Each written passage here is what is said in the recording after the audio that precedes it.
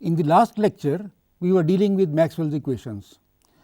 We learnt that there is a discrepancy if there is only conduction current in the circuit. Maxwell said, no, within the plates of the capacitor there should also be a current called displacement current, and the introduction of displacement current was very important because it showed us that the light is nothing but electromagnetic waves. In this lecture, we are going to start a new topic, optics, and the first part of optics is ray optics. But what is this ray optics? We shall see. In earlier classes, we are taught that light travels along straight lines. You must have done those experiments. You have 2 or 3 cards and there are holes at the same height from the bench or from some surface, and you shine a light from this side and see from the other. You must have done those experiments showing that light travels along straight lines. Indeed, many simple experiments do show that light travels along straight lines. However, we know also that light is a wave. Light is, in fact, as you know, is an electromagnetic wave, it is a transverse wave. So, light is a wave. So, how do we reconcile the two things? It is found that as long as the aperture through which light has to pass has dimensions much larger than the wavelength of light, then the effects due to waves are not felt. Now, what is the wavelength of light? Say I take the middle of the spectrum of the white light spectrum, roughly 5.8 nanometers for yellow light. So, if the size of the aperture is much larger than 580 nanometers, much larger than that, then the waves will simply pass through without interacting with the aperture. However, near the ends of the aperture, the waves would still be bent, but if we ignore that, then through the aperture proper there is no change in the direction of the rays. Light goes as a straight line, and these straight lines are represented by rays, and whatever things we study using the approximation that light travels along straight lines or along straight rays is called ray optics, and we shall now start this ray optics. The first thing is very simple, reflection of light is very familiar to you. When light falls on a surface separating two media, we have one medium here, another medium, let us say a glass plate or something, then light comes and changes its path, goes in another direction. We say the light has been reflected. The light falling on the surface is called the incident light falling on the surface, and that going in the other direction is called the reflected light. The angle between the incident ray and the normal to the reflecting surface is called the angle of incidence, and similarly the angle between the reflected ray and the normal at the point of incidence is called the angle of reflection. You see, this is the incident light, this comes, this is a boundary between two media. I have tried to show two different media by change in the shade. So, these are two different media, light comes and gets reflected in this direction. This is medium 1, this is medium 2, and this angle is the angle of incidence between the incident ray and the normal at the point of incidence, and this is the angle of reflection again between the normal and the reflected ray, and these two angles are equal. And the other law which governs reflection is that the incident ray, the reflected ray and the normal at the point of incidence, they lie in the same plane. What does it mean? It means this, that if we have this plane and there is another plane perpendicular to it, we have a plane, say mirror, say here, and we have another plane, say mirror is placed here, one plane is this, the other plane is this, and let us say the light is incident, this is the point of incidence, there is a normal and gets reflected, that is the angle of reflection, and we say that incident ray, the normal at the point of incidence and the reflected ray. All three lie in the same plane. That is the content of the second law of reflection. And moreover, if I is 0, then R is also equal to 0 because they are equal. So, any light which is incident normally on the surface is reflected back along the same path. It needs to be remembered that only a part of light falling on any surface gets reflected. The rest is accounted for by absorption by the medium and transmission through the medium.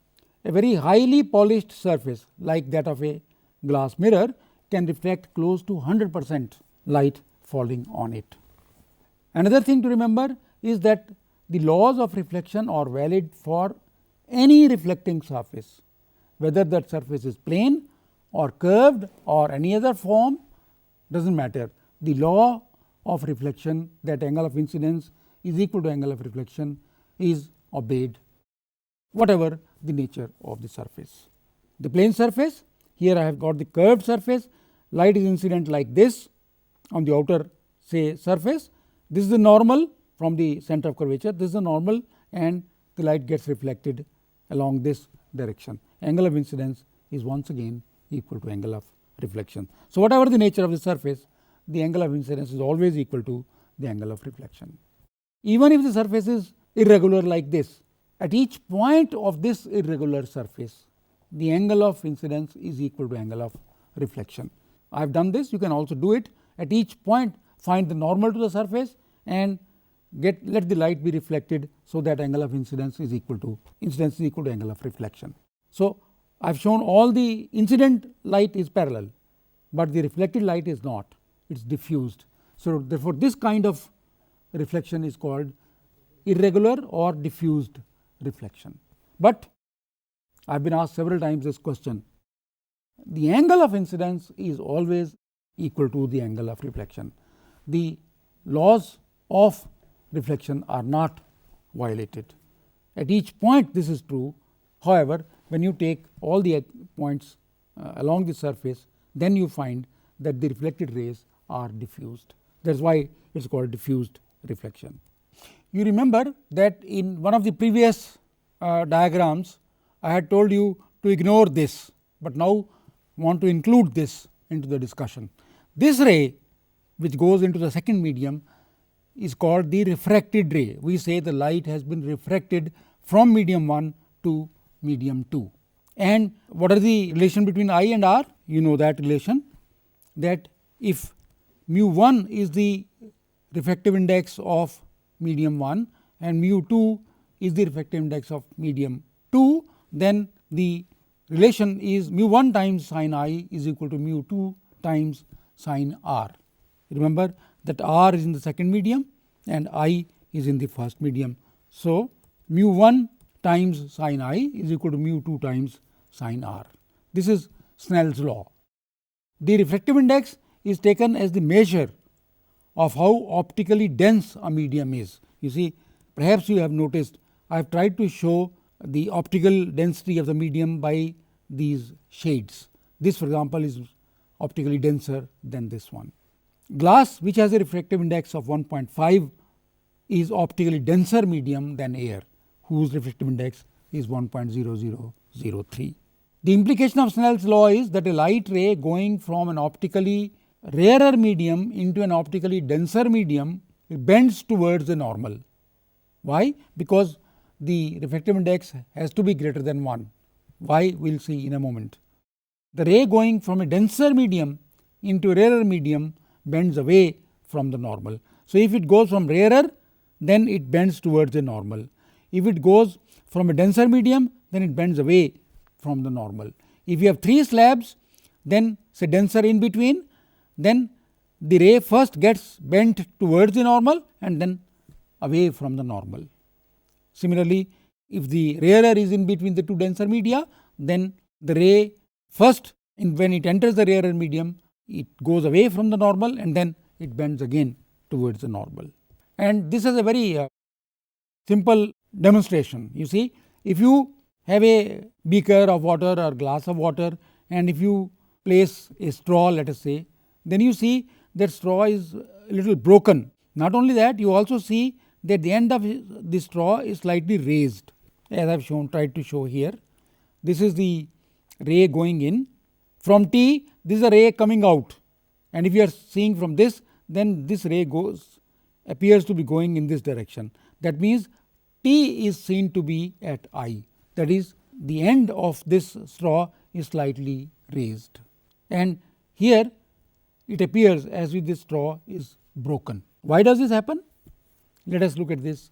To find the apparent depth of the object at O, so we have an object at O, we take two rays, we take ray OP and OQ. OQ is normal, therefore it gets reflected along the normal. This is at an angle of I to the normal, and therefore it gets bent through an angle R to the normal when it goes to the rarer medium, that is air. So, we have I here, we have R here, and what do I do is I draw backwards the reflected ray. It meets this ray OQ at I. Therefore, I is the image of O. Image is formed wherever two rays either meet or appear to meet. Therefore, I is the image of O. It is a virtual image, obviously, because the two rays do not actually meet, but they appear to meet. If mu is the refractive index of the medium with respect to air, then we can write mu equal to sin R by sin I, and now you use geometry.